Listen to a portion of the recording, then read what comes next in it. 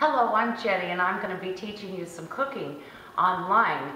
I want to show you what they teach you in cooking school, how to apply heat. That's when you're actually cooking. And we're going to start by poaching, which means you immerse something fully in a liquid. You will not be serving the liquid as a sauce. You'll just be cooking your product. And I'm going to start with something we call mirepoix in French. That's always 2 parts onions, 1 part carrot, 1 part celery. And today I'm going to use leeks because they're very good for fish and in a soup. The beautiful part of the leek is the white part. You want to save that. The part we're going to use is the green. And I'm going to take this apart quickly and I'm going to rinse it well. The reason the leek is white on the bottom is because it's mounded with dirt. To keep it white, it's the chlorophyll that makes it green. So we're going to rinse it really well and make sure that we don't have any dirt in our leaves. And we're going to take the lighter parts of the green. I'm just going to do a rough chop. And then we're going to take a little bit of carrot. You don't have to peel it for this particular occasion. You just have to give it a rough chop. And then we're going to put some celery in there, and leaves are fine. Leaves have a peppery taste. You don't have to throw them out. And then I like, when I'm cooking with fish, you like to acidify the water. That can be with lemon juice, a dash of vinegar, but wine has a better taste. Now, I would never cook with a wine that I wouldn't drink, but it's silly to open a new bottle of wine for a poaching liquid. So I've already opened this to drink for another occasion, so I'll just use a little bit of that into my poaching liquid. You can see all I did is moisten those vegetables. I'm going to fill it up with water. Tap water's fine with me. If you want to use bottled water, that's all right too. We need to put enough in there that we can fully immerse our piece of salmon. There's something else in French cooking, very basic, you always use to season a stock, and that will be a bay leaf, some thyme, which I need to grab, some black pepper, and if you have them, if you have a bunch of parsley, instead of throwing away the stems, we're going to take the stems and put them in our poaching liquid. We'll get a nice flavor out of them, and it's just something that would ordinarily go into the garbage. Pepper, I'm going to bring this over to the stove. Get the right burner there. And we'll salt it a little bit. And anytime you salt, I'm going to show you something. When you fill the cup of your hand, that's a teaspoon. That's a baker's measurement, and that'll be just fine for what we're doing. Then we're going to put some pepper in there, and we're going to let this come to a boil so that it can steep the flavors into our poaching liquid. That won't take very long, and it'll happen twice as fast if you cover the pot. So as soon as that comes to a boil, we'll be putting the salmon in. When you bring your fish home from the market, you need to put it on ice. It's a difference of about 6 degrees between the temperature of ice and the temperature of refrigerator, 32 versus 38. And if you'll ice your fish, keep it in plastic, but ice your fish and it'll keep it fresh for up to 3 days. So I'm going to take this out. I iced it overnight. Come with me to the stove. My burner's acting up a little. There we go. See, I'm getting this quick. I've boiled this, but now when it's actually time to cook something, we never boil unless it's pasta. Poaching means to immerse in a hot liquid, not boil. That's too rapid, especially for fish. I actually had a hotel chef tell me once, when he was the fish cook, that we never cooked fish over 140 degrees. Well, water boils at 202 at high altitude and 212 at sea level. So that's much lower. So what I'm going to do, now that I've boiled and infused the flavors, I'm just going to lay this salmon in there, make sure that it's under the water. I'm going to cover it, and I'm actually going to turn the heat off for a moment. Now, that's poaching. And when I discover that I need to increase the heat a little bit, I'll turn it up ever so slightly. I don't want the water to move. I don't actually even want it to simmer. I just want it to be hot. This could take up to 10 minutes. And in the meantime, I can make the sauce for my dish and tend to the other things.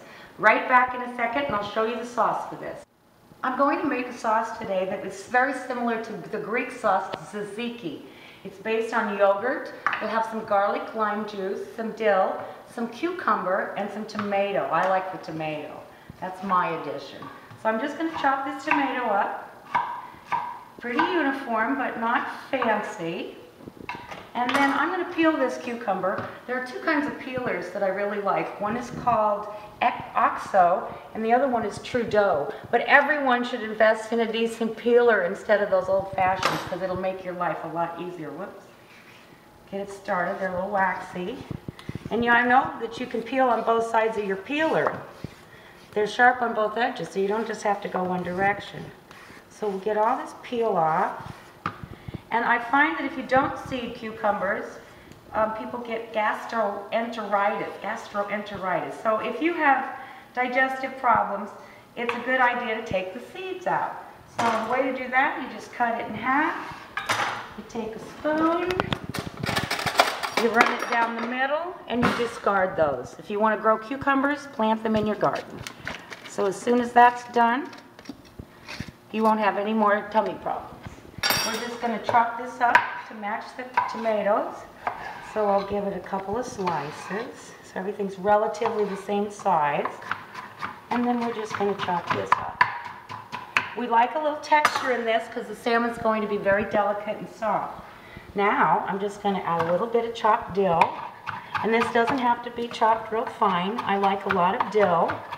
Goes great with fish. We're going to smash a garlic clove, and I like to get the peeled garlic. You have to use it pretty quickly or it'll mold, but it's much easier, and fresh garlic is so much better if you're not going to cook it, and we're not going to cook this. It's sweet, so we need to use fresh garlic, not garlic salt or garlic powder or even the garlic in the oil. We want to take a fresh clove and chop it up. And then there are many kinds of yogurt. Greek yogurt tends to be very thick and rich, not in fat, but just in texture. This one is Fage, I think how you pronounce it. It does not have any fat in it whatsoever, but you can see that it's thick, has a beautiful texture. It's going to hold our sauce sort of tight together. We're going to add a little salt and pepper, and we're going to go over and check our salmon. In case you think I forgot the lime in the sauce, I didn't. I'm going to squeeze it in right now. And we're going to check our salmon. It actually has only been 8 minutes, but I believe this salmon is actually ready. It's not a terrifically thick piece, so I'm going to take it out and check it. If you leave the skin on the back, it kind of holds this whole piece together much better. So I have left the skin on. Now I'm going to flip it over and peel that skin off, just like this. Oh, come on. It comes off very easily when your fish is done. All that brown, that's the good fat from the salmon, so don't take that off. It might look a little funny, but it's really going to be good for your body. I'm going to cut this piece in half because there's 2 servings here. So come back in 1 second and I'll grab my knife. I'm going to flip this salmon over so that I can pull out what we call pin bones. If there are any, they're going to be right in here. This is what we call a fillet, but it still has bones. I don't feel any. How beautiful is that? So I could have cut this salmon before. It would maybe come out a little neater, but I'm going to go ahead and cut it here into 2 pieces because it's quite large. And if this is too pink for you, that's fine. Put it in the water a little bit more. But for a restaurant, this is actually probably cooked pretty well. We don't overcook fish in a restaurant. Anything will continue to cook from residual heat. It'll have heat in it, and it'll cook a little bit more when it's on the plate. It's better to undercook because you can always pop it right back in and cook it for 2 more minutes. But this is really kind of what your salmon should look like. A little bit pink and opaque on the outside. Okay, I'm going to stir up this sauce. Of course, I look a little messy, but we're going to be quick about this. And believe me, cooks use their hands. My hands are clean. And now see how nice and together that sauce is? We're just going to garnish our salmon with that.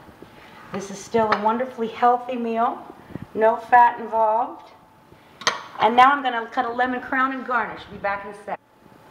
If you want to be cute, this is how they make a crown in the restaurants. You cut to the center with the point of a paring knife in zigzag. And you do that all the way around. See where you stopped. And you can make them fine or not. You pull it apart and you have a lemon crown. I try to pull the seeds out. There's our beautiful garnish. A little bit of green maybe, if you want to add a little dill. Brighten up the picture.